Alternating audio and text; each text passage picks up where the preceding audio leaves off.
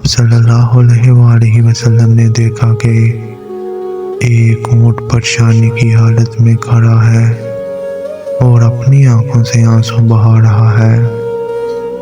حضور اکرم صلی اللہ علیہ وآلہ وسلم فوراً اونٹ کے قریب تشریف لے کے اس اونٹ کو تسلی دی اور اس سے بات کی۔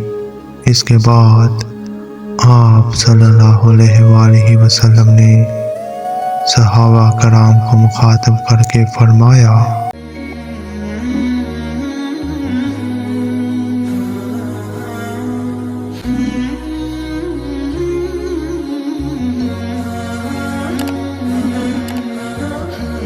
بسم اللہ الرحمن الرحیم، السلام علیکم۔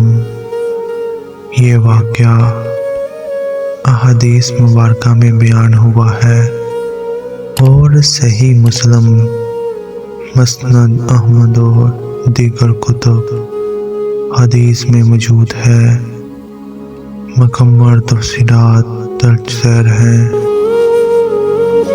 ایک دن حضور نبی کریم صلی اللہ علیہ وآلہ وسلم مدینہ منورہ میں اپنے صحابہ کرام کے ساتھ تشریف لے جا رہے تھے۔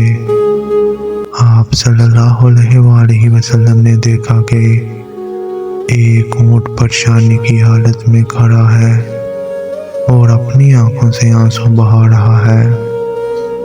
حضور اکرم صلی اللہ علیہ وآلہ وسلم فوراً اونٹ کے قریب تشریف لے کے اور اس کے سر پر اپنا دست مبارک رکھا۔ آپ صلی اللہ علیہ وآلہ وسلم نے اس اونٹ کو تسلی دی اور اس سے بات کی۔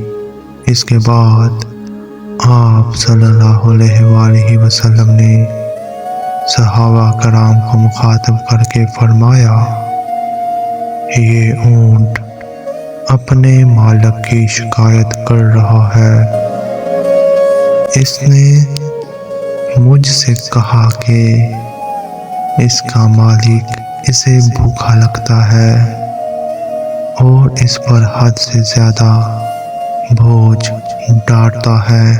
حضور صلی اللہ علیہ وآلہ وسلم نے اونٹ کے مالک کو بلایا اور فرمایا، کیا تمہیں اللہ کا خوف نہیں؟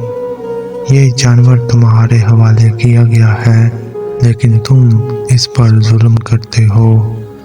آپ صلی اللہ علیہ وآلہ وسلم نے اسے نصیحت فرمائی کہ وہ اپنے جانور کے ساتھ رحم اور شفقت کا برتاؤ کرے۔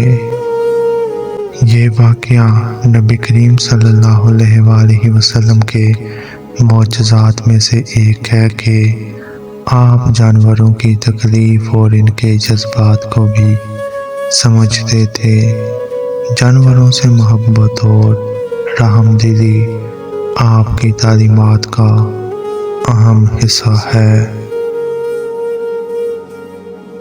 اسباق: جانوروں کے ساتھ ظلم و زیادتی سخت منع ہے۔ حضور صلی اللہ علیہ وآلہ وسلم کی شفقت تمام مخلوقات کے لیے تھی۔